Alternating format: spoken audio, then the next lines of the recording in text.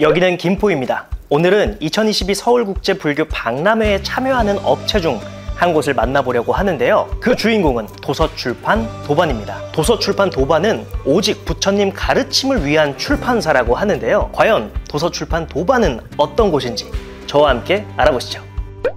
안녕하세요. 도서출판 도반 대표를 맡고 있는 김광호입니다. 네. 본명은 월암이고요.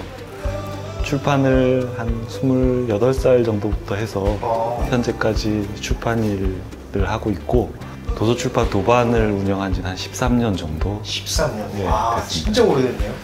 진짜 오래된 것 같아요. 불교계에서는 10년 정도. 10년은 기본으로 깔고 가니까 맞습니다.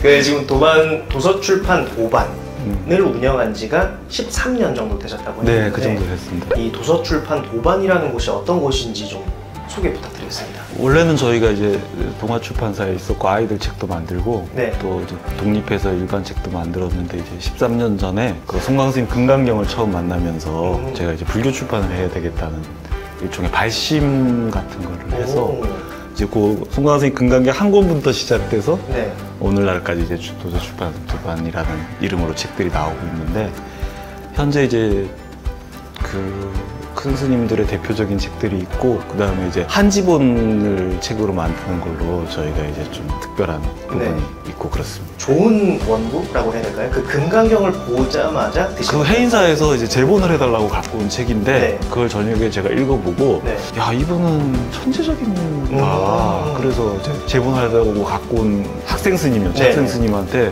전 그분이 한 줄 알고, 야, 이 사람이 진짜 천재인가 보다 이러고 이제 만나서 이제 얘기를 해보니까 네. 송광스님이라는 분이 네네. 만드신 원고인데 본인들이 공부하려고 제본을 한다고. 그래서 그거 보고 가야 될 길 같은 걸 제가 발견한 거예요. 그래서 그 책을 시작으로 모든 방향을 불교 출판 쪽으로 틀어서 하려는 마음이 저한테 딱 생겨서. 네, 그 이제 원고를 들고 송광스님께 가서 불교 출판어를 하겠다라고 네. 했을 때 스님께서는 뭐라고 하셨나요? 거절하셨죠.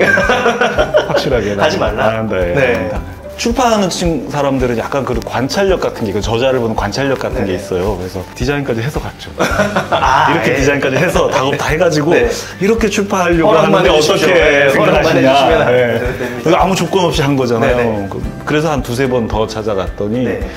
그러면 이제 한번 해보라고 허락을 하셔가지고, 얼마나 걸리겠냐. 네. 2달 정도 하면 될 것 같습니다. 네. 근데 2년 정도 더 걸려서 첫 책이 나왔어요. 보통 이제 책 할 때 한 2개월 정도를 네. 작업 기간으로 보니까 이제 그렇게 말씀드린 건데, 이제 경전 작업이 그거보다는 훨씬 더 까다롭고 쉽지 않았고. 어떻게 보면 이제 도서출판 도반의 시초라고 해야 될까요? 그렇죠. 출발점이 네. 송광스님의 금강경. 네, 그 책을 시작으로 해서. 근데 그 책이 또 잘 팔렸어요. 그래가지고 그 기반으로 해서 네. 본격적으로 불교 출판에 들어와서.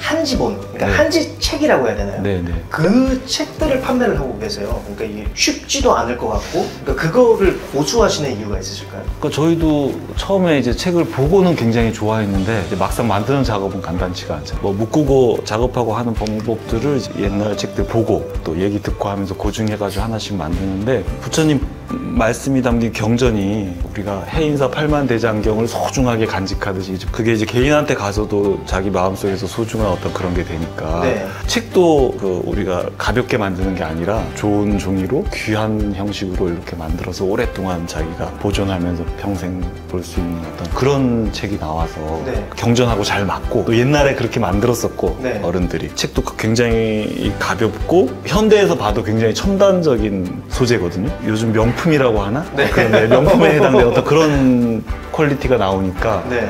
그 저도 그 요만한 사이즈의 그 금강경 네, 그 한지 경험을 책을 했죠. 가지고 다니는데, 그 금강경이 좋아서 보기도 하지만은 내가 이걸 보고 있다는 모습을 누군가가 보는 게 좋아요.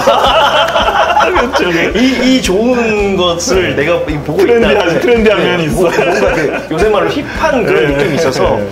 이거 한번 보시면 좋을 것 같습니다. 네, 맞아요. 한지책이 보존력에 대해서 우수성도 있고, 아까 말씀하신 명품처럼 그 마음가짐도 다른 건 알겠는데, 이게 출판업을 하시면서 어쨌든 판매를 하셔야 되잖아요. 판매가 잘 이루어지시나요?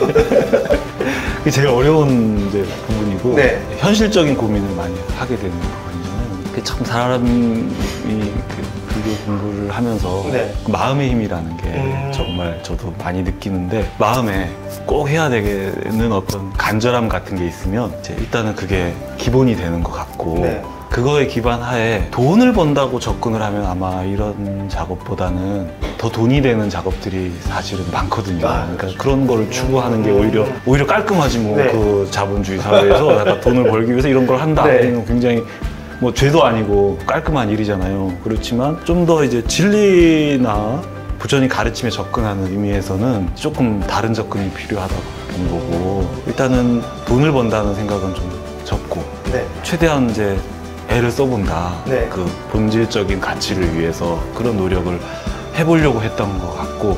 대표님께서는 이런 좋은 가치적인 이런 생각을 가지고 계시는데 어쨌든 이 도서출판 도반을 운영을 하셔야 되는 입장에서 그렇죠. 다른 직원분들도 동의를 하시고 한 방향으로 이렇게 쭉 가시는 거예요.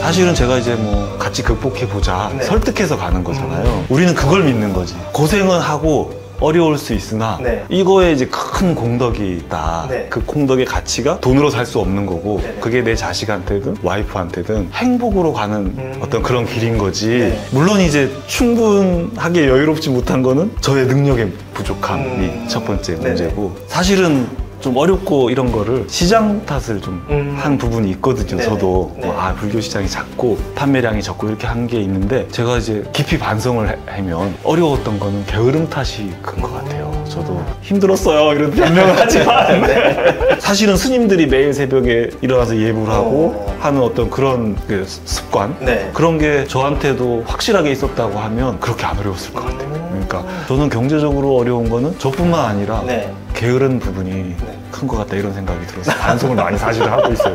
어쨌든 그래도 큰 방향에서는 네. 우리가 이제 이게 옳은 방향으로 가는 거고, 네. 이제 행복을 위한 방향으로 가는 거고, 모두가 이로운 방향으로 가는 거고, 이게 확신이 있어서 네. 이제 게으른 걸음이지만 이제 또 그래도 꾸준히 가고 꾸준히 있다. 가고, 변명을 이제 좀 자기 변명을 조금씩 해가면서 네. 그렇게 가는 거예요. 이번에 2022 서울국제불교 박람회에 참여를 네네네. 하시잖아요. 네. 그 찾아오시는 분들을 위해서 뭔가 도서출판 도반에서 따로 뭐 준비하는 그럼요. 이벤트 이런 게 있을까요? 예. 그게 이제 저희가 한 주로 책을 만들고 네. 또 이제 부처님 경전을 만들고 하잖아요. 근데 책은 이제 개인적으로 뭐 그냥 드릴 수는 없고, 네.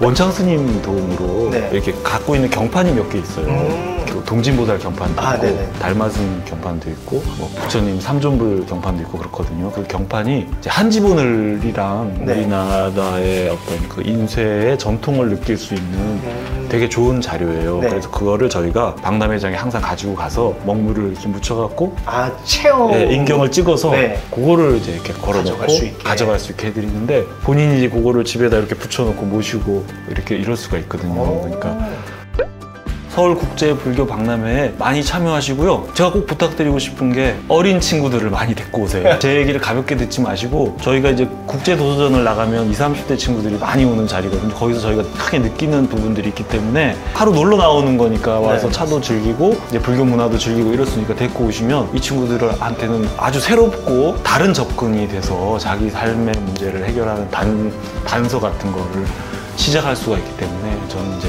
좀 주변의 젊은 분들을 많이 데리고 오시라고 얘기하고 싶습니다. 네, 많이 놀러 오시기 바랍니다. 네. 오늘 긴 인터뷰 수고 많으셨습니다. 네, 감사합니다. 감사합니다. 재밌었어요.